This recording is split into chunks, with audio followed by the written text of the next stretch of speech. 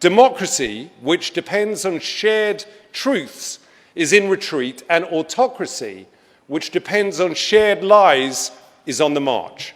Hate crimes are surging, as are murderous attacks on religious and ethnic minorities. Now, what do all these dangerous trends have in common? I'm just a comedian and an actor, I'm not a scholar, but one thing is pretty clear to me. All this hate and violence is being facilitated by a handful of internet companies that amount to the greatest propaganda machine in history. Facebook, YouTube, and Google, Twitter, and others, they reach billions of people. The algorithms these platforms depend on deliberately amplify the type of content that keeps users engaged, stories that appeal to our baser instincts and that trigger outrage and fear. It's why YouTube recommended videos by the conspiracist Alex Jones billions of times. It's why fake news outperforms real news, because studies show that lies spread faster than truth.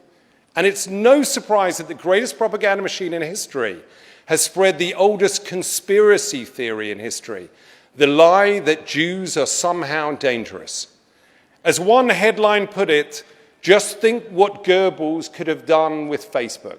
Zuckerberg tried to portray this whole issue as choices around free expression. That is ludicrous. This is not about limiting anyone's free speech. This is about giving people, including some of the most reprehensible people on earth, the biggest platform in history to reach a third of the planet. Freedom of speech is not freedom of reach. Sadly, there will always be racists, misogynists, anti-Semites, and child abusers. But I think we can all agree that we should not be giving bigots and pedophiles a free platform to amplify their views and target their victims. Zuckerberg speaks of welcoming a diversity of ideas. And last year, he gave us an example. He said that he found posts denying the Holocaust deeply offensive, but he didn't think Facebook should take them down because I think there are things that different people get wrong. We have, unfortunately, millions of pieces of evidence for the Holocaust. It is an historical fact. And denying it is not some random opinion. Those who deny the Holocaust aim to encourage another one. If you pay them, Facebook will run any political ad you want, even if it's a lie. And they'll even help you micro-target those lies to their users for maximum effect. Under this twisted logic, if Facebook were around in the 1930s, it would have allowed Hitler to post 30-second ads on his solution to the Jewish problem. So here's a good standard and practice.